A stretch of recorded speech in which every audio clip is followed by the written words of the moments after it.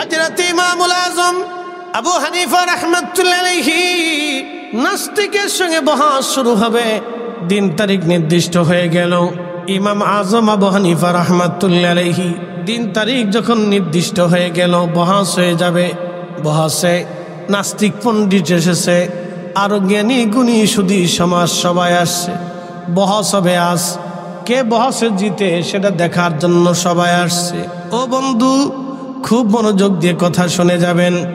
ইমাম আযম আবু হানিফা রাহমাতুল্লাহি আলাইহি তিনি বহসের নির্দিষ্ট সময় না গিয়ে, ধরেন বহস হবে দিন 2টার সময়, উনি পৌঁছাইলেন দিন 5টার সময়, তার মানে 3 ঘন্টা লেট। এবার আপনারা বলেন, মাহফিলে আমার দেওয়ার কথা বাদ আসা, এখন আমি যদি আসি রাত 11টা, তাহলে কেমন হবে? বিরাট অসুবিধা না? কমিটির উপরে একবারে তুফান চলবে। হ্যাঁ, আপনারা দাওয়াত না দিয়ে হুজুরে পোস্টারে নাম লাগছেন, বকি ঝুঁকি আপনার কাছে টিয়া বসে লইছেন, ফাজলিমি করে থাকে ফান্না, নানান কথা না। মানুষের মুখ তো আর বাইন্ধে রাখা যায় না। নদীর মুখ বাঁধা যায়, কিন্তু মানুষের মুখ বাঁধা যায় না। এই মানুষ জাতি খুব মারাত্মক জাতি। ওরে বাপরে বাপ, এটা সুবিধাবাদ জিন্দাবাদ, সুবিধাবাদ জিন্দাবাদ, সুবিধাবাদ জিন্দাবাদ, সুবিধাবাদ জিন্দাবাদ। প্রিয় উপস্থিতি, মনোযোগ দিয়ে হযরত ইমামুল আযম আবু হানিফা রাহমাতুল্লাহি আলাইহি বহসের নির্দিষ্ট সময় না আগে তিনি পরবর্তী টাইমে লেট করে গেলেন। নাস্তিক বেটা তো খুব খেপে মেপে রেগে মেগে অস্থির। ঠিক এমন সময় নাস্তিক বলতেছে, আপনি মুসলমানদের ইমাম, বহস করার জন্য আপনি আসবেন, বহসের নির্দিষ্ট সময় আপনি বুঝেন না, আপনার সাথে কোনো বহস আমি করব না। ইমাম আযম ডাক দিয়ে বললেন, ও পণ্ডিত মশাই, আপনি বহস করতে চান না, ভালো কথা, কিন্তু আগে জানবেন তো আমি কেন দেরি করলাম। আপনি এত মিজাজ খারাপ দেখালে তো হয় না, আগে তো আপনি আমার বিষয়টা জানতে পারেন কেন আমি দেরি করলাম। বলে, আচ্ছা বলেন কি জন্য আপনি দেরি করেছেন?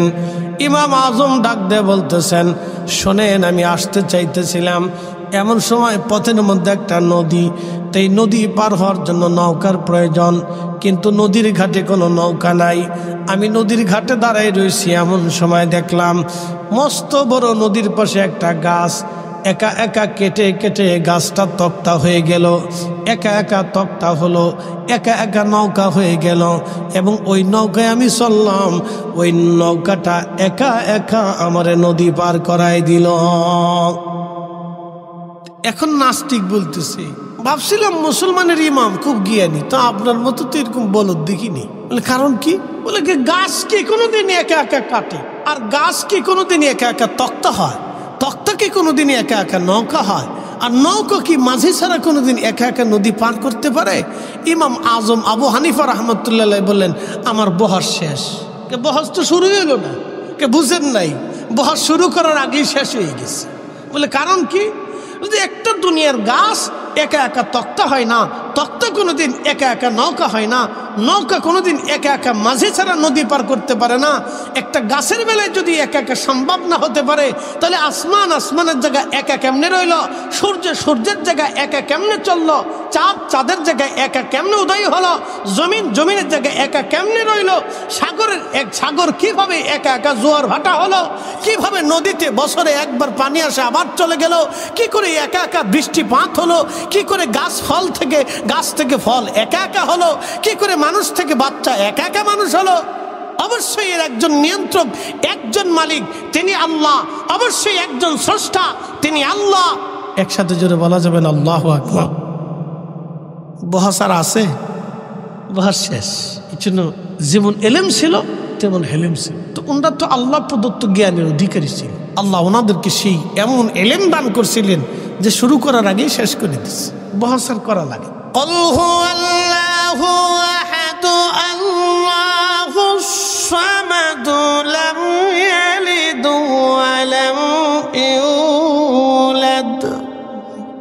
আল্লাহ জন্ম দেন না, জন্ম নেন না। আমার রব আমার আল্লাহ জন্ম দেন না, জন্ম নেন না। খ্রিস্টানদের বিশ্বাস হলো আল্লাহ আছে, গডের বউ আছে, স্ত্রী আছে, আল্লাহর স্ত্রী আছে, আল্লাহর ছেলে মেয়ে আছে। আল্লাহর স্ত্রী মরিয়ম আর আল্লাহর ছেলের নাম হলো ঈসা রুহুল্লাহ। একবার জোরে বলা যাবে কি নাউজুবিল্লাহ। এটা হলো খ্রিস্টানদের বিশ্বাস। আর মুসলমানদের বিশ্বাস আল্লাহর কোনো স্ত্রী নাই, আল্লাহর কোনো সন্তান নাই। এটা নিয়ে খ্রিস্টানদের সঙ্গে একবার বহাস হলো মুসলমানদের। একসাথে বলবেন আল্লাহু আকবার। না, আর একটু জোরে জোরে জোরে জোরে বুঝাইতেছি আমাদের আকাবিররা কিভাবে বহাস করতো। আমরা পূর্বতন আকাবিররা তারা কিভাবে বহাস করতো একটু শোনাইতেছি, তাদের বহাস শুনে। আর আমরা দেশে বহাস হলে আগে মারামারি হয়, ফিডে ফিডিও। তাদের বহাস দেখেন। হযরত ইমাম শাফিঈর জামানা, উনি বর্তমান ফিলিস্তিনের বাইতুল আকসার ইমাম। ইমাম শাফিঈ বর্তমান ফিলিস্তিন বাইতুল আকসার ইমাম। মুসলমানদের খলিফা হারুনুর রশিদ তৎকালীন মুসলিমদের খলিফা। আব্বাসীয় খেলাফতের খলিফা হারুনুর রশিদ। কত বড় মুসলিম সাম্রাজ্য! বর্তমান প্রায় তুরস্ক থেকে শুরু করে একেবারে তুর্কিস্তান, এরপরে উজবেকিস্তান, তাজিকিস্তান, রাশিয়ার বিরাট অংশ, ইউরোপের অংশ থেকে শুরু করে একবারে ওইদিকে আপনি যদি দেখেন আফ্রিকার সুদান, নাইজেরিয়া, আলজেরিয়া, এরপরে আরও আফ্রিকার অনেকগুলি দেশ নিয়ে, সেনেগাল নিয়ে, এবং আফ্রিকার বিরাট একটা অংশ মিলে মুসলিমদের ইরান, ইরাক, সৌদি আরব, ওমান, ইয়ামান, কাতার, দুবাই, বাহরাইন, সিরিয়া, জর্দান, মিশর, লেবানন, তিউনিসিয়া, মরক্কো, পৃথিবীর বিরাট একটা অংশের খলিফা ছিলেন খলিফা হারুনুর রশিদ। একবার জোরে বলা যাবে কি আল্লাহু আকবার। তুরস্কের কনস্টান্টিনোপলের কোনা পর্যন্ত তিনি বিরাট অংশের খলিফা হারুনুর রশিদ। মুসলিম মিল্লাত, এত বিরাট মুসলিম মিল্লাত। খ্রিস্টান রোম রাজ্য, রোম সাম্রাজ্য প্রায় 6 থেকে 7 হাজার বছর ধরে তারা পৃথিবী শাসন করল। রোম, এই রোম বর্তমান তুরস্কের ইস্তাম্বুলে একটা এলাকা ছিল, তার নাম কনস্টান্টিনোপল, আরবিতে বলে কুস্তন্তনিয়া। এই কনস্টান্টিনোপল ছিল তাদের মূল রাজধানী। ইউরোপ, ফ্রান্স থেকে শুরু করে, রাশিয়া থেকে শুরু করে বিরাট অংশ মিলে তখন রোমানদের রাজত্ব ছিল।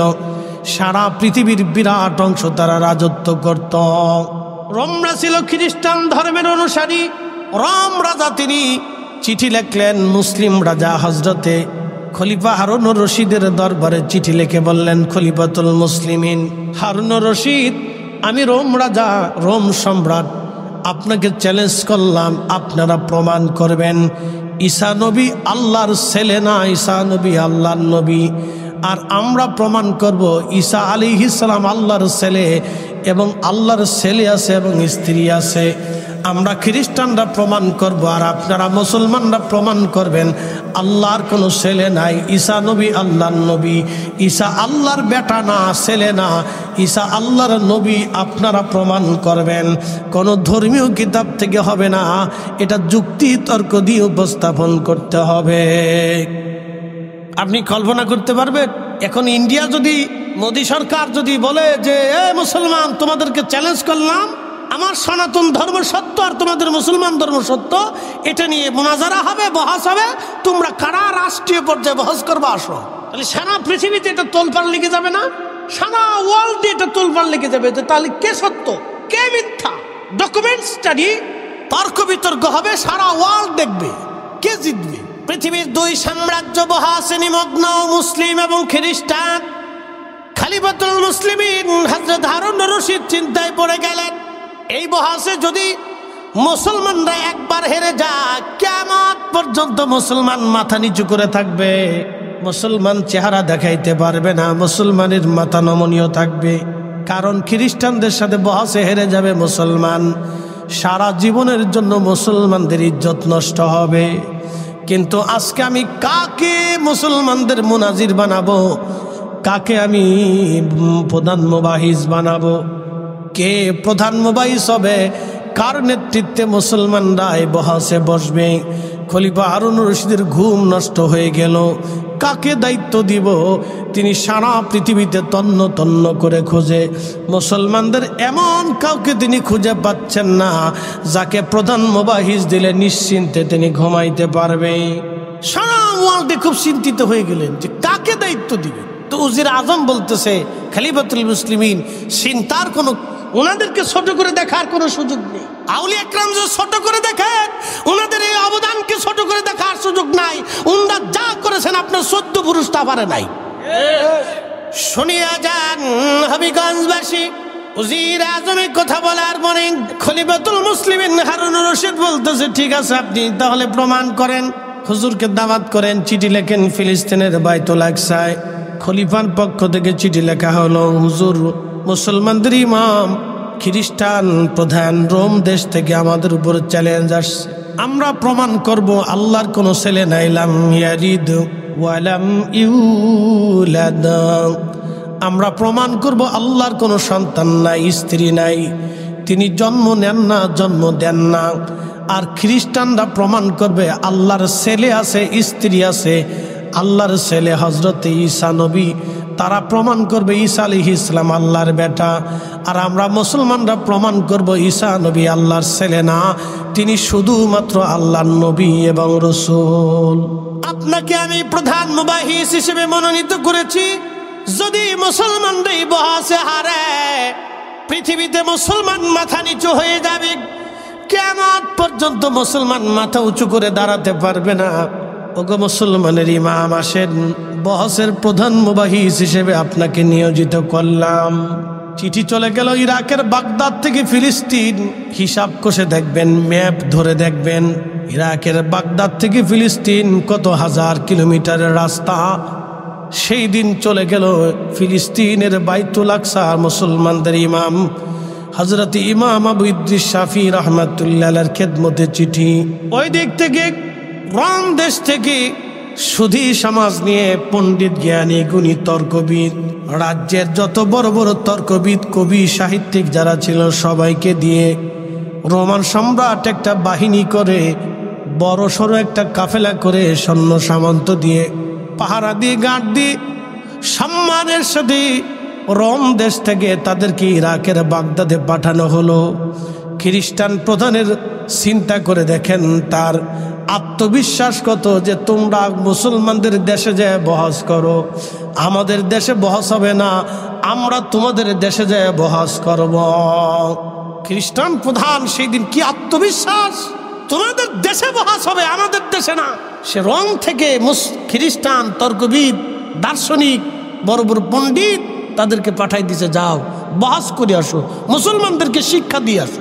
সারা মুসলিম সাম্রাজ্যে, সারা খ্রিস্টান সাম্রাজ্যে জানাজানি ওই দিন সারা পৃথিবীর মানুষ উৎসুক, কারা বহসে জিতবে, কারা বহসে হারবে।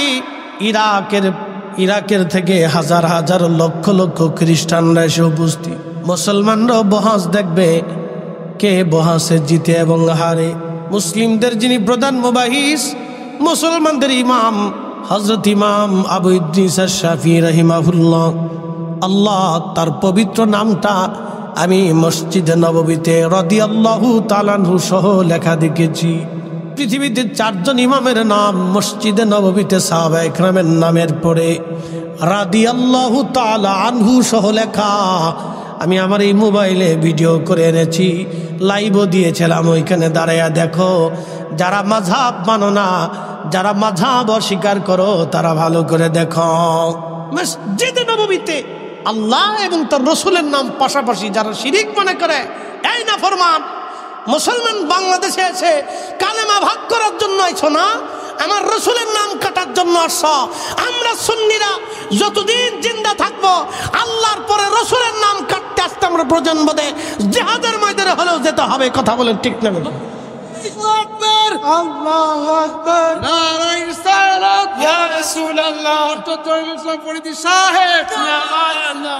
কথা ভালো করে বুঝবেন। আল্লাহ, মুহাম্মদ, একসাথে বলবেন আল্লাহু আকবার। না না হয় না, জোরে বলেন, জোরে। কে বলতে এশার নামাজের পরে হয়েছে, এখনই ঝিমিয়ে গেছে। রাত 3টার সময় মুসলমান ঝিমায় না, আর আপনার এশার পরে ঝিমিয়ে গেছে। সেদিন কসুয়াতে মাইক ধরছি রাত 2টে, মনে হয়েছে মাগরিবের পরে ওয়াজ করতেছি। প্রিয় হাজিরিন, মনোযোগ দিয়ে শুনিয়া যান। হযরত ইমাম আবু ইদ্রিস শাফিঈ রাদিয়াল্লাহু আনহু তিনি চিঠিখানা পাওয়ার পরে ইরাকের খলিফা, মুসলমানদের খলিফা হারুনুর রশিদের দরবারে চিঠি লিখলেন, ইয়া আমিরুল মুমিনিন খলিফাতুল মুসলিমিন, আমি আবু ইদ্রিস শাফিঈ আমি বহসের জন্য প্রস্তুত আছি, কিন্তু শর্ত হলো বহসের সময় তো হবে বাদ জোহর, বহসের সময় তো হবে জোহর বাদ, আর বহসের জায়গা হবে দজলা নদীর পার। আমি বহস করব নদীর পারে এবং সময় হবে জোহরের নামাজের পরে। এই বহস দেখার জন্য খলিফা চিঠি লিখলেন, হুজুর আপনার শর্তে আমরা রাজি, আপনি চলে আসেন। সুদূর ফিলিস্তিন থেকে ইমাম আবু ইদ্রিস শাফি রওনা হয়ে গেলেন, খ্রিস্টানরা রওনা হয়ে গেল। দিন তারিখ নির্দিষ্ট হলো, ইরাকের বাগদাদে লক্ষ লক্ষ মানুষ আসতে লাগলো বহস দেখার জন্য। আমরা বহস দেখব, মুসলমান জিতে না খ্রিস্টান জিতে, কে জিতবে আমরা বহস দেখব। লক্ষ লক্ষ মানুষ বহস দেখার জন্য আসছে। দজলা নদীর পারে বিরাট স্টেজ করা হলো, খলিফা নিজে থাকবে, হাজার হাজার আমির ওমরা সৈন্য সামন্ত, অনেক বড় বড় জ্ঞানী গুণী আলেম ওলামারা থাকবে। ইমাম আবু ইদ্রিস শাফি আসবে বহসের জন্য। দিন তারিখ নির্দিষ্ট হলো, জোহরের নামাজের পরে বহস শুরু হবে। আল্লাহু আকবার। সেই দিন ইমাম আবু ইদ্রিস শাফি জোহরের নামাজের পরে তিনি স্টেজের সামনে গেলেন, যা বললেন, খলিফাতুল মুসলিমিন, আমিরুল মুমিনিন, খলিফাতুল মুসলিমিন হারুন আর রশিদ, আপনি আমাকে একটা জায়নামাজ আগে দেন, আমি আগে জোহরের নামাজ আদায় করব, তারপর আমি বহসের জন্য স্টেজে যাব। আগে জায়নামাজ দেন, আমি নামাজ পড়ে নেই। জায়নামাজ নিয়ে ইমাম আবু ইদ্রিস শাফিঈ দজলা নদীর মধ্যে জায়নামাজ বিছাই দিলেন। একসাথে বলবেন আল্লাহু আকবার। যে না বলবেন বুঝবো এটা কিপটে। একসাথে বলেন, ঠাই না, আরো জোরে বলেন, জবান খুলে বলেন। ফাওয়ার আছে? কতক্ষণ না ফাওয়ার আছে? কোথায় বিছাইছে? দজলা নদীতে যাই নামাজ বিছাই দিচ্ছে। শাহজালাল ইয়ামানি কোন নদীতে যাই নামাজ বিছাইছিল? এক শয়তানে বই লেখছে, উনি কলা গাছ দিয়ে নদী পার হইছে। বুঝতে পারছেন? ও দেখছে কলা, খাইছে কলা, মরার পরে পাবেও কলা। কলার ঘরের কলা। কত কোয়ালিটির শয়তান দেশে আছে। হাজিরিন, ইমাম আবু ইদ্রিস শাফি জায়নামাজ বিছিয়ে দিলেন দজলা নদীর উপরে। শুধু বিছায় দেন নাই, ছেড়ে দেন নাই, তিনি জায়নামাজের উপরে দাঁড়াইলেন। পানিতে ডুবে না, জায়নামাজে পানি ধরে না, পানি জায়নামাজ ডুবায় না। দজলা নদীর মাঝে চলে গেলেন তিনি, জায়নামাজের উপরে ভর করে, পানির উপরে জায়নামাজ ভাসতেছে। ইমাম শাফিঈ জায়নামাজের উপরে নামাজে দাঁড়ায় গেলেন। পুরা জোহরের নামাজ তিনি দজলা নদীর মাঝখানে পানির উপরে জায়নামাজ বিছাইয়া নামাজ শুরু করলেন। লক্ষ লক্ষ মানুষ বহস বাদ দিয়া ইমাম আবু ইদ্রিস শাফি নদীর পারে দাঁড়ায়া ইমাম শাফিঈর জায়নামাজের উপরে পানির উপরে দাঁড়ায় দাঁড়ায় নামাজ পড়ার দৃশ্য দেখতেছে। একবার জোরে বলা যাবে কি আল্লাহু আকবার। তেলের গাড়ি তেলে চলে,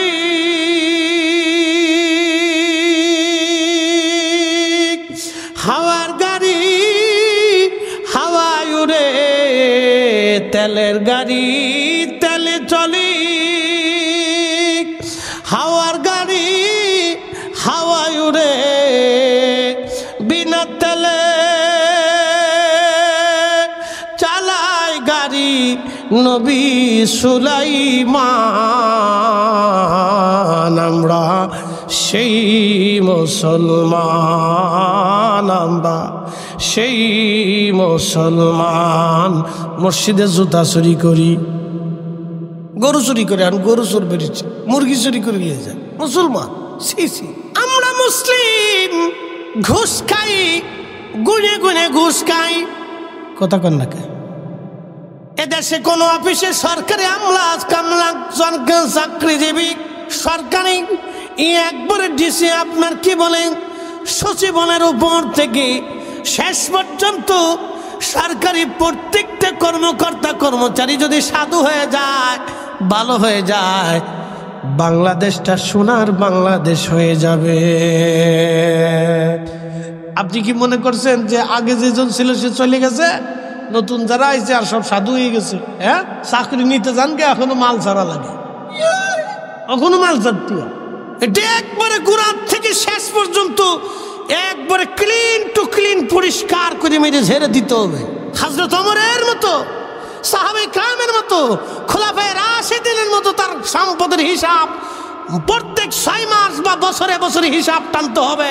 প্রত্যেক কর্মকর্তা কর্মচারী, প্রত্যেক এমপি মন্ত্রী মিনিস্টার, রাষ্ট্রের প্রধান মন্ত্রণালয় থেকে শুরু করে একবারে শেষ পিয়ন পর্যন্ত সর্বস্থানে তার সম্পদের হিসাব যদি প্রত্যেক বছরে 5 টু 5 বুঝে নেওয়া হয়, খলিফায়ে রাশিদিনের মতো আল্লাহর কসম করে বলি 1 টাকাও ঘুষ হবে না এদেশে। কথা বলেন ঠিক না বেটে? রন্দে রন্দে ঘা হয়েছে, ওষুধ কয় জায়গা দিবে? রন্দে রন্দে ঘা, জন্মগত ঘা। এটা জন্মগত ঘা হয়েছে শরীরে, ওষুধ যতই দেন ঘা সারে না। হবিগঞ্জবাসী খুব মনোযোগ দিবেন। খোলাফায়ে রাশিদিন, সাহাবায়ে আজমাইন যেইভাবে রাষ্ট্র চালিয়েছেন, দেশ চালিয়েছেন, বিচার কার্য করেছেন, সমাজ চালিয়েছেন, মসজিদ চালিয়েছেন, ওইভাবে যদি আমরা চালাইতে পারতাম তাহলে এ দেশ সুখে ভরে যাইত। আহা, ইনসাফ প্রতিষ্ঠিত হতো। এখন আমাদের দেশের যে অবস্থা, বিচার কেমন হয় জানি না। এলাকার বিচার হয় চোখ মেরে বিচার করেন, চাচা চোখ মেরে দেখে চাচা, আবার ফোন দেয় চাচা, চাচা আমার দিকে একটু তাকায়েন চাচা। ওরে শয়তান কোথাকার, চাচা আমার দিকে তাকাই নেই, শাশির কাছে দিয়েছি, শাশির কাছে দিয়েছি। শাশিও খুব মারাত্মক, শাশি খুব হাজি সাহেব, একবারে হজ করে শেষ করে ফেলেছে, বুরকা ছাড়া চলে না। শাশি বুরকা ছাড়া রাস্তায় বেরোয় না, কিন্তু শয়তানের আড্ডি। এই কথা কন না কেন? এইরকম বিচারক যতদিন পৃথিবীতে থাকবে, আল্লাহর কসম করে বলি আকাশ থেকে বৃষ্টি আসবে কিন্তু বরকত হবে না। প্রিয় ভাই আমার, খুব মনোযোগ দিবেন। খলিফাতুল মুসলিমিন হারুন রশিদ দাঁড়িয়ে দাঁড়িয়ে দেখে হয় কি, মুসলমানদের ইমাম আজ পানির উপরে যায় নামাজ বিছায় নামাজ শুরু করেছে। লক্ষ লক্ষ মানুষ আজ দেখতেছে ইমাম আবু ইদ্রিস শাফি কি করে, কেমন মুসলমান ছিল তারা, মুসলমান ছিল কেমন মুসলমান। পুরা জোহরের নামাজ তিনি যায় নামাজ বেশি দজলা নদীর উপরে নামাজ পড়লেন ইমাম আবু ইদ্রিস শাফিঈ। নামাজ শেষ হয়ে যাওয়ার পরে ইমাম আবু ইদ্রিস শাফিঈ ডাক দিয়ে বললেন, খ্রিস্টানদের প্রধান মুবাহিস, প্রধান তর্কবিদ, কে আমার সাথে বহস করবা বলো। আমি আজকে স্টেজে বহস হবে না, আমি মুসলমানদের প্রধান মুবাহিস, আমি ইমাম আবু ইদ্রিস শাফিঈ, আমি এসেছি জায়নামাজ বিছাইয়া দজলা নদীর মাঝে।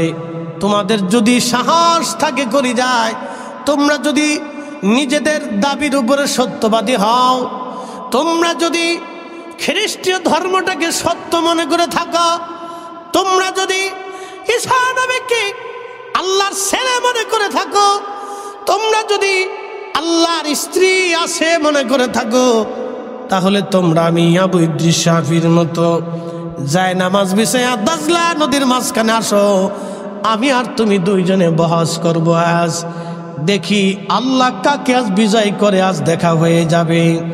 আমি ইদ্রিস শাফিঈ জায়নামাজ বিছাইয়া পানির উপরে দজলা নদীর মাঝখানে দাঁড়ায় ডাকে, আসো, কলিজায় সাহস থাকলে আজ বহসে আসো। আসা বহসে যদি বলো ঈসা আল্লাহর বেটা, যদি বলো আল্লাহর ছেলে আছে আর মেয়ে আছে, তো আসো, কলিজায় সাহস থাকলে আসো। আমি যেইভাবে জায়নামাজ বিছিয়ে দজলার মাঝখানে দাঁড়িয়ে আছি, তুমি ওইভাবে জায়নামাজ বিছিয়ে দজলার মাঝখানে আসো। দূর হয় না, জোরে বলো। পোল্ট্রি মুরগির মতো জিমেন না, জিমেনে মুসলমান আমি দেখতে দিতে স্ট্রং থাকতো। দজলা নদীর মাঝখানে আসো, হাজার হাজার লক্ষ লক্ষ মানুষ দাঁড়ানো। খ্রিস্টান কেন, ওর 14 গোষ্ঠীর পক্ষেও তো সম্ভব না। কি কথা কর না, খ্রিস্টান প্রধান মুবাহিস ডাক দে বলল, হুজুর বহস লাগবে না, আমাদের বোঝা হয়ে গেছে, বহসের দরকার নাই, বুঝেছি। যেই কোরআনের আনিত বিধান আপনাকে দজলা নদীর পানির উপরে আজ নামাজ পড়তে শিখাইলো, পানি আপনার বাধ্য হয়ে গেল, পানিতেও ডুবে না, ভিজায় না, পানি পর্যন্ত আপনাদের বাধ্য আজ। যেই কালেমা, যেই ইমান, যেই নবী আনিত ধর্মের উপরে আপনারা এই বিশ্বাস করার কারণে আপনার এই মর্তবা আপনার মালিক আল্লাহ আপনাকে দিয়েছেন। আমাদের আর বুঝার বাকি নাই, ওই আল্লাহ এক, ও আল্লাহ সত্য, আপনার নবী আখিরি নবী, আমাদের আর কোনো দলিল লাগবে না। আপনি চলে আসেন, বহস করব না। এই স্টেজেই আপনার সামনে, সবার সামনে আপনার হাতে কালেমা পড়ে আমরা সব খ্রিস্টান মুসলমান হয়ে যাব। চিৎকার মেরে জোরে বলেন আল্লাহু আকবার। এরা মুসলমান, মুসলমান, মুসলমান। কথা বলেন ঠিক না ঠিক? আল্লাহ ডাক দিলেন, হাবিব উম্মতকে জানান, লাম ইয়ালিদ ওয়ালাম ইউলাদ ওয়ালাম ইয়াকুল লাহু কুফুয়ান আহাদ। আল্লাহুস সামাদ। আপনি বলে দেন আল্লাহ কারো মুখাপেক্ষী না, সব সৃষ্টিগুলি আমি আল্লাহর মুখাপেক্ষী। আপনি বলে দেন আমি আল্লাহ কারো মুখাপেক্ষী না, সব সৃষ্টি আমি আল্লাহর মুখাপেক্ষী। হবিগঞ্জবাসী, বাহুবলবাসী, 360 আউলিয়ার অন্যতম হযরত ইয়াসিন শাহ রাহমাতুল্লাহের স্মরণে আজকের মাহফিল। আপনারা বুঝে যাবেন আজ আল্লাহর অলিরা এসেছিলেন বিধায় জমিনে কালেমা সুন্দর পেয়েছেন। আল্লাহর অলিরা এসেছিলেন বিধায় এই জমিনে কালেমার দিন আপনারা পেয়েছেন। আল্লাহর অলিরা এসেছিলেন বিধায় এই কোরআন পড়তে আপনাদের জন্য আর সহজ হচ্ছে। যদি অলিরা না থাকতেন তাহলে বড় কঠিন হয়ে যেত আপনার জন্য দিন। শুধু ইমাম আবু ইদ্রিস শাফিঈ না, পৃথিবীতে বহু ইমামরা, বহু অলিরা নামাজ বিছাইয়া নদীর উপরে, পানির উপরে নামাজ পড়ত। শুধু পানি না, পৃথিবীর সব সৃষ্টিগুলি তাদের গোলাম ছিল। এই জন্য আল্লামা ডক্টর ইকবাল রহিমাহুল্লাহ জবাবে শিকোয়ার মধ্যে তিনি লিখেছিলেন, কে ওফা তুনে মুহাম্মদ সে তু হম তেরে গে, এ যাচ জি কিয়া লৌহ কলম তেরে হে। তুমি যদি আল্লাহর নবীর কদমের পরিপূর্ণ গোলামি করতে পারো, যদি তুমি তোমার জীবনে রাসূলের গোলামি তুমি যদি করতে পারো, আল্লামা ইকবাল বলেন, ও দুনিয়ার মানুষ, তামাম কুল মাখলুক কায়নাত তোমার গোলামি করবে। বাংলার কবি কাজী নজরুল চমৎকার লিখেছিলেন, আল্লাহকে যে পাইতে চায় হযরতকে ভালোবেসে, আল্লাহকে যে পাইতে চায় হযরতকে ভালোবেসে, আরশ কুরসি লৌহ কলম না চাহিতি পেশে। হাজিরিন, এই জন্য মুসলমানদের ধর্ম বিশ্বাসের প্রথম বিশ্বাসের নাম লা ইলাহা ইল্লাল্লাহ। আল্লাহ ছাড়া আর কোনো মালিক নাই। কি কথা কন না কেন? আছে? যদি বলেন আছে, কল্পনাতেই আসবে, মগজেই আসবে, এটা কল্পনাতেই আনতে পারবে। আমার রব আল্লাহ ছাড়া আর কোন স্রষ্টার অস্তিত্ব পৃথিবীতে নাই, সৃষ্টিতে নাই। তিনি একমাত্র রব। তিনি বলেছেন আল্লাহুস সামাদ, আমি কারো মুখাপেক্ষী না, সব আমি আল্লাহর মুখাপেক্ষী। আল্লাহু লা ইলাহা ইল্লা হুয়াল হাইয়ুল কাইয়্যুম। এই কোরআনে সূরা বাকারাতে আয়াতুল কুরসির মধ্যে নবীজি আল্লাহ বলে দিয়েছেন, হুজুর উম্মতকে জানান, আল্লাহু লা ইলাহা ইল্লা হুয়াল হাইয়ুল কাইয়্যুম লা তাখুযুহু সিনাতুন ওয়ালা নাওম। আল্লাহ ঘুমায় না, আল্লাহ ঘুমায় না, আল্লাহর কোনো দুর্বলতা নাই। একবার জোরে বলা যাবে কি মারহাবা। মুসা নবী আল্লাহকে ডাক দেখে, রাব্বি ঘুমাও না কেন? বলে, মুসা আমি কি ঘুমাই না কেন বুঝতে চাও? বলে, হ্যাঁ রব, আমি বুঝতে চাই। আমার আল্লাহ ডাক দিলেন, মুসা রে, এক পেয়ালা পানি হাতের তালুর মধ্যে নিয়ে দাঁড়িয়ে থাকবা সারা রাত। হযরত মুসা নবী হাতের মধ্যে পাতালুর মধ্যে পানির পেয়ালা নিয়ে দাঁড়ানো আছে। গভীর রাত হয়ে গেছে, তন্দ্রা এসে গেল, দুর্বলতা আসলো। বলেন আমাদের দুর্বলতা আছে না নাই? এই দুর্বলতার স্রষ্টাকে, শক্তির মালিককে, দুর্বলতাকে সৃষ্টি করেছেন? এই শক্তি সৃষ্টি কে করেছেন? আলো সৃষ্টি কে করেছেন? অন্ধকার সৃষ্টি কে করেছেন? জীবন সৃষ্টি কে করেছেন? মৃত্যু সৃষ্টি কে করেছেন? আল্লাহ। এই জন্য আল্লাহ বলছেন আল্লাহু লা ইলাহা ইল্লা হুয়াল হাইয়ুল কাইয়্যুম। তিনি চিরঞ্জীব, চিরস্থায়ী, যার শুরু নাই শেষও নাই, ডানো নাই বামও নাই, আগে নাই পরে নাই, ঊর্ধ্ব নাই নিম্ন নাই। আমার আল্লাহর ব্যাস নাই ব্যাসার্ধ নাই, দৈর্ঘ্য নাই প্রস্থ নাই। আমার আল্লাহর স্থান নাই, কাল নাই, সময় নাই। আল্লাহর শুরু নাই। কিন্তু বড় আফসোস, আমাদের দেশে একদল আছে বুকে হাত বেঁধে নামাজ পড়ে। এরা বলে আল্লাহ আকার, কিন্তু আহলে সুন্নাতুল জামাতের আকীদা আল্লাহ নিরাকার। জোরে বলেন, জোরে জোরে। আমাদের বিশ্বাস আল্লাহ নিরাকার। আমাদের বিশ্বাস কি? জোরে বলেন। এই জন্য আকীদা বিশুদ্ধ করতে হবে। এ হবিগঞ্জবাসী, আল্লাহ নিরাকার, আল্লাহ নিরাকার। আহলে সুন্নাতুল জামাতের আকীদা বিশ্বাস আল্লাহ নিরাকার। তার কোরআন, তার বাস্তব প্রমাণ আপনাদের সামনে। আমার হাতে একটা মোবাইল আছে, জবান খুলে বলবেন যদি বুঝেন এই মোবাইলের দৈর্ঘ্য আছে না নাই, প্রস্থ আছে না নাই? আল্লাহর আছে। জোরে বলেন। আল্লাহর দৈর্ঘ্য আছে, প্রস্থ আছে। আপনাদের সামনে যিনি বক্তা ওয়াজ করেন তার দৈর্ঘ্য আছে না নাই, প্রস্থ আছে না নাই, ওজন আছে না নাই, শুরু আছে না নাই? আল্লাহর কি শুরু আছে? আল্লাহর কি শেষ আছে? আমাদের সবার শেষ আছে, আল্লাহর শেষ নাই। আমাদের সবার শুরু আছে, আল্লাহর শুরু নাই। আমাদের জন্ম হয়েছে, আল্লাহর জন্ম হয় নাই। আমরা জন্ম দেই, আল্লাহ জন্ম দেন না। আমাদের ব্যাস আছে, ব্যাসার্ধ আছে, ওজন আছে, জায়গা দখল করে আছি, আল্লাহর এইগুলি নাই। সমগ্র সৃষ্টি শুরু আছে, শেষ আছে, আল্লাহ শুরু নাই, শেষও নাই। সমগ্র সৃষ্টি জায়গা দখল করে আছে, আল্লাহ জায়গা দখল করে নাই। সমগ্র সৃষ্টি দেখা যায় কিন্তু আল্লাহ দেখা যায় না। সমগ্র সৃষ্টি অনুধাবন করা যায় কিন্তু আল্লাহর কুদরত অনুধাবন করা যায়। একসাথে জোরে বলা যাবে কি আল্লাহু আকবার। মোবাইলটা কি নিরাকার না আকার? জোরে বলেন। আপনি কি নিরাকার না আকার? আমি কি নিরাকার না আকার? আল্লাহ ব্যতীত যত সৃষ্টি আছে সব কিছুর অস্তিত্ব আছে, আকার আছে, বেকার আছে, ওকার আছে, জায়গা দখল করে আছে, ওজন আছে। বলে হুজুর বাতাসের তো ওজন নাই। কে বলছে বাতাসের ওজন নাই? আপনি এটাকে বলের মধ্যে ঢুকায় দেন, দেখবেন এর ওজন আছে। বাতাসের শুরু আছে, আবার শেষও হয়ে যাবে। কিন্তু আমার আল্লাহর শুরু নাই, শেষ নাই। এই জন্য একমাত্র আমার আল্লাহ নিরাকার, আর সব আকার আকার আকার। একমাত্র আমার আল্লাহ নিরাকার, আল্লাহ নিরাকার।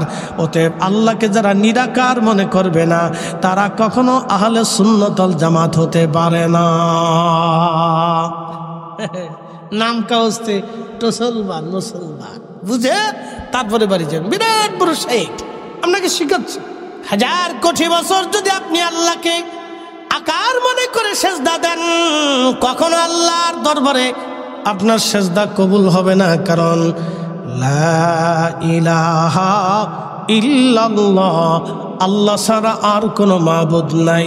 আল্লাহর একটা গুণ মানবেন, আর একটা গুণ মানবেন না, তা হবে না, তা হবে না। সর্বগুণে আল্লাহকে মানার নাম লা ইলাহা ইল্লাল্লাহ। সর্বগুণ নাই, এক গুণ। জোরে বলেন, জোরে বলেন। সর্বগুণে আল্লাহকে মানার নাম লা ইলাহা ইল্লাল্লাহ। এই জন্য আল্লাহ তাওহীদ ও রুবুবিয়্যাত আপনাকে বুঝে যেতে হবে। আমার রব, আমার আল্লাহর কোনো শরীক নাই। লা শারীকা লাহু ওয়া বিযালিকা উমিরতু ওয়া আনা আউয়ালুল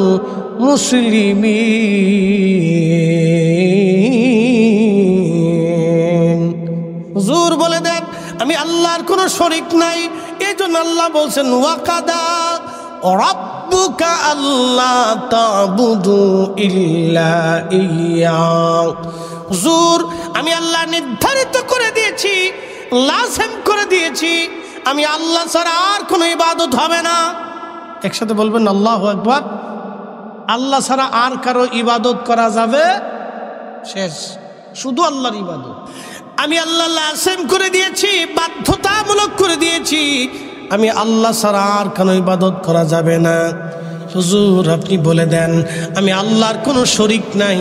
আপনি আরো বলে দেন আল্লাহুস সামাদ, আমি আল্লাহ কারো মুখাপেক্ষী না, সব সৃষ্টিগুলি আমি আল্লাহর মুখাপেক্ষী। শীতকাল, এখন কোন কাল? হেমন্ত। এখন কোন কাল? হেমন্ত। আর বসন্ত, দুইটা কালে গরম একটু কম পড়ে, মৃদু মৃদু বাতাসে স্নিগ্ধতা থাকে, খুব মজার বাতাস। এটা একবারে বেশি মারাত্মক গরমও না, আবার শীতও না, শেষ রাত্রি একটু একটু পড়ে, হালকা হালকা হালকা হালকা। আচ্ছা বলেন, আল্লাহ কি ইচ্ছা করলে একদিনে সব শীত নামাই দিতে পারতেন না? কিন্তু দেন না কেন? ধীরে ধীরে ধীরে ধীরে ধীরে ধীরে ধীরে ধীরে শীত কেন আনেন? যদি আমার আল্লাহ একদিনে একসাথে সব ঠান্ডা নামাইতেন, সমস্ত মানুষ অসুস্থ হইয়া ঠান্ডায় কিছু মানুষ মারা পড়তো, রোগে আক্রান্ত হতো, ফসল নষ্ট হতো, গাছ নষ্ট হতো, মাছ নষ্ট হতো। এই জন্য ধীরে ধীরে ধীরে ধীরে শোয়ে শোয়ে পরে শীত আনে। আবার যখন গরম আনবে তখন বসন্ত দিয়ে আল্লাহ ধীরে ধীরে ধীরে ধীরে গরম আনে। একদিনে বর্ষা নামায় না। আল্লাহ যদি চাইতেন তাহলে একাধারে 15 দিন বৃষ্টি নামাইতেন। হঠাৎ করে সকাল থেকে বৃষ্টি শুরু হইতো, একাধারে 15 দিন যদি সারা বাংলাদেশে বৃষ্টি নামে তাহলে আপনি বুঝেন তো অবস্থা কি হবে। সারা বাংলাদেশ ডুবে যাবে, পানিতে বন্যা হয়ে যাবে, সারা বাংলাদেশে লক্ষ লক্ষ মানুষ পানিতে মারা যাবে, খাদ্য সংকট হবে, ফসল নষ্ট হয়ে যাবে। এই জন্য আমার আল্লাহ একদিনে বর্ষা দেয় না, ধীরে ধীরে ধীরে ধীরে বর্ষা দেয়। ও হবিগঞ্জবাসী, এই জন্য আমার আল্লাহ বললেন হুজুর আপনি বলে দেন আল্লাহুস সামাদ, আমি কারো মুখাপেক্ষী না, সব সৃষ্টিগুলি আমি আল্লাহর মুখাপেক্ষী। আমার রব আমার আল্লাহ এত বড় দয়াবান, এত বড় শক্তিশালী আমার মালিক আমার আল্লাহ। একটু বুঝে যাবেন, আল্লাহ দেখা লাগবে না। আল্লাহর কুদরতগুলি যদি চিন্তা করেন তাহলে আপনি বুঝতে পারবেন আল্লাহর কুদরত কত অপরিসীম। আপনি শুধু আপনার নিজের নফসের দিকে তাকান, আপনি আপনার নিজের চেহারার দিকে তাকান, আপনি আপনার নিজের বডির দিকে তাকাইলে আল্লাহ চিনে যাবেন। মাথা থেকে পা পর্যন্ত একটু তাকায় দেখেন আল্লাহ কত বড় চমৎকার।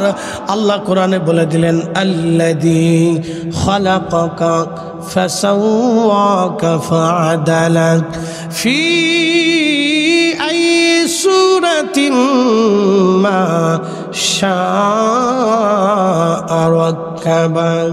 আল্লাহ বলেন আমি তোমাকে সৃষ্টি করেছি, সুবিন্যস্ত করেছি, সুঠাম করেছি। একসাথে বলবেন আল্লাহু আকবার। না আরো জোরে জোরে জোরে জোরে জোরে। কোন সন্তান যদি মায়ের দুধ পান না করে ওই সন্তান ভবিষ্যতে পুষ্টিহীন হয়, ওই বাচ্চাটা পুষ্টিহীন হবে ভবিষ্যতে। কারণ মায়ের দুধ এত পরিমাণে পুষ্টি আল্লাহ দিয়ে দিলেন। আল্লাহু আকবার। মাকে আল্লাহ এত পরিমাণে পুষ্টি দিয়ে দিলেন মায়ের দুধের মধ্যে যে আপনি আপনার মায়ের দুগ্ধ পান করার কারণে আল্লাহ আপনার শরীরে ধীরে ধীরে ধীরে ধীরে সুঠাম করেছেন। এই জন্য কোরআনে আল্লাহ বললেন আল্লাযী খালাকাকা, যিনি তোমাকে সৃষ্টি করলেন, ফাসাওয়াকা ফাআদালাক, তিনি তোমাকে সৃষ্টি করেছেন। শুধু সৃষ্টি করেন নাই, তিনি তোমাকে সুঠাম করেছেন, সুবিন্যস্ত করেছেন। যেখানে চোখ দেওয়ার দরকার আল্লাহ চোখ দিয়েছেন। একটু চিন্তা করলে আপনি বুঝবেন এই চোখের আলো আমার আল্লাহ আপনাকে দিয়েছেন। 60 বছর ধরে বিনামূল্যে আপনি পৃথিবী দেখতেছেন, কিন্তু এই বাতি জ্বলতেছে। একটু চিন্তা করেন, এই বাতিটা জ্বলার কারণে সরকারকে কারেন্টের বিল দিয়ে দিতে হবে, এই বাতি কিনতে হবে, পয়সা খরচা করতে হবে।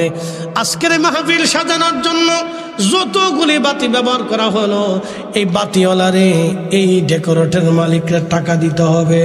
কিন্তু 60 বছর ধরে আল্লাহর দেওয়া চোখ দিয়ে দুনিয়া দেখলেন, একটা দিনের জন্য আল্লাহ বিল চাই নাই।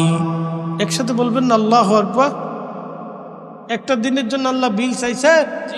কিন্তু একটা বিল চেয়েছে, লাইং শাকারতুম, তুমি কৃতজ্ঞ হবা, তুমি কৃতজ্ঞ হবা। কেমনে?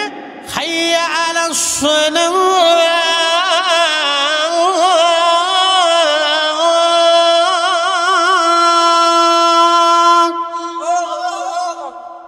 নামাজের দিকে আসো, সালাতের দিকে আসো।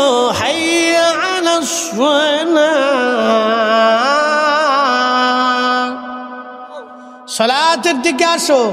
যখনই মুয়াজ্জিন সালাতের জন্য ডাক দিবে, তখনই আপনার ওযু বানাইয়া ব্যবসা ছেড়ে দিলেন, দোকান বন্ধ করলেন, কাজকর্ম ছেড়ে দিয়ে আপনি আল্লাহর ঘর মসজিদে যখন যায় নামাজে দাঁড়াবেন, তখনই আপনি কৃতজ্ঞ বান্দা। কারণ আপনার মালিক আপনাকে ডাক দিয়েছেন এই সময়। অতএব আপনার মালিক আপনাকে 60 বছর ধরে চোখের আলো দিলেন, একটা দিনের জন্য আলো বন্ধ করে দেন নাই। তাহলে ওই মালিকরে আমাকে সেজদা দিতে হবে। সেজদার জন্য যখন মসজিদে এসে যাবেন, তখনই আপনি কৃতজ্ঞ বান্দা। লা ইন শাকারতুম লা আযীদান্নাকুম ওয়া লা ইন কাফারতুম ইন্না আযাবী লাশাদীদ। আপনি তখনই কৃতজ্ঞ বান্দা। শুনে যান, বুঝে যাবেন। আপনি তখনই কৃতজ্ঞ, আপনি তখনই কৃতজ্ঞ, আপনি তখনই কৃতজ্ঞ। কৃতজ্ঞ হাত জিন্দেগি দিলেন আল্লাহ, সূর্যের আলো দিলেন আল্লাহ। এখন বলেন, পৃথিবীতে সূর্য উদিত হয়, সন্ধ্যাবেলা সূর্য ডুবে যায়, বিনামূল্যে 12 ঘন্টা সূর্যের আলো দিয়ে যিনি আপনাকে আলোর ব্যবস্থা করলেন, তাহলে একটা দিনের জন্য সে আল্লাহ আপনার কাছে বিল চাই নাই, একটা বিল চাইছে ওয়াশকুরুলি ওয়ালা তাকফুরুন, তুমি আমার শুকর আদায় করো, নাফরমানি করিও না। যখনই রমজান আসবে, তখনই দুনিয়ার সব কিছু ছেড়ে দিয়ে আপনাকে রোজা রাখতে হবে। তাহলে আপনি আল্লাহর শুকরগুজারি বান্দা। কি কথা কন না কেন? বাড়িতে কুত্তা আছে না নাই? আছে না নাই? এই কুকুরকে খাবার দেন কি? তেমন কিছু না, বাড়ির উচ্ছিষ্ট খাবার এই কুত্তা বিলাইকে আপনি দেন। কুত্তা খাবার খাওয়ার পরে আপনার বাড়ি ছেড়ে যায় না, আপনি দুটা লাঠি মারলেও যায় না, লাঠি দিয়ে পিটাইলেও যায় না, ও কেঁদে কেটে আবার ঘুরে ঘুরে আপনার কাছে বেহায়ার মতো লেজ ম্যাজ ঘুরাইয়া মাথা মতো নুয়ে আপনার সামনে চলে আসে, আপনার চারিপাশে ঘুরে আর কয়, মালিক যতই মারো তোমার দরজা ছাড়ব না। এই কুকুরকে 2 বেলা খাওয়ানোর কারণে কুত্তা আপনার কৃতজ্ঞতা আদায় করলো, আপনার প্রতি কৃতজ্ঞ হলো কুত্তা। কুত্তা থেকে কৃতজ্ঞতা বুঝে যাবেন। আপনি সারা রাত্র ঘুমাইছেন, কুত্তা আপনারে পাহারা দিয়ে গেল, আপনি বিনিময়ে তেমন কোনো খাট পালঙ্গ দেন নাই, মাসিক বেতন ধার্য করেন নাই, মাত্র পেটে ভাতে পেটে ভাতে। কি কথা কন না কা? আর আপনার 60 বছর ধরে খাওয়াই কে? একসাথে বলেন বলেন বলেন, কে খাওয়া? তো কুত্তারে দিয়েছেন খালি পেটে বেঁধে, তারপরেও আপনার সারা রাত পাড়া দিচ্ছে। আর আপনি পেটে বেঁধে না, আল্লাহ 60 বছর ধরে খাওয়াইতেছে, তারপরেও এশার নামাজ পড়তে মন চায় না, ফজর পড়তে মন চায় না, তারপরে জোহর পড়তে মন চায় না, আসর পড়তে মন চায় না, মাগরিব পড়তে মন চায় না। আপনি আবার দাবি করেন আপনি মরে যাওয়ার পরে 80টা হুর পাবেন, শয়তানে হাসে কার চাচা। হ্যাঁ, তখন আপনার কৃতজ্ঞতা আসে না? 40 বছর ধরে একটা মা সন্তানের পিছনে পরিশ্রম করে, একটা কুত্তা 2 বেলা পেটে পেতে খাওয়ানোর জন্য এই কুকুর আপনার পিছু ছাড়ে না, দরজা ছাড়ে না, আপনার বাড়ি চোর আসতে দেয় না, আপনার মুরগি শিয়ালে ধরতে দেয় না। সে নির্দিষ্ট ওই সামান্য বেতনে একটা কুত্তা আপনার বাড়ি পাহারা দেয়, সে তার দায়িত্ব পালন করে। কিন্তু 40টা বছর একটা সন্তান মারে খাওয়াইলো, একটা সন্তানকে মা খাওয়াইলো, কোলে কাঁধে কোটে কোনো পিঠে করে সন্তানকে লালন পালন করলো। ওই ছেলেটা বড় হওয়ার পরে মা বাবারে তখন ভুলে যায়।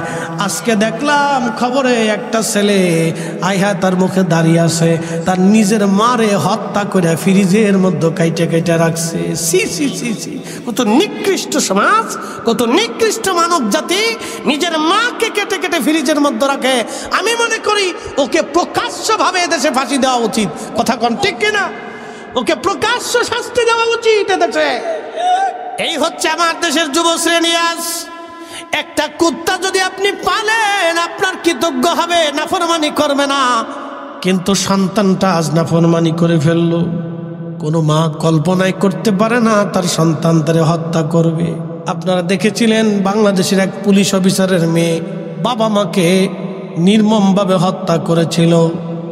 আহা, কত বড় নির্মমতা আপনি চিন্তা করেন। একটা বাবা মার কাছে সন্তান নিরাপদ, সন্তানের কাছে বাবা মা নিরাপদ।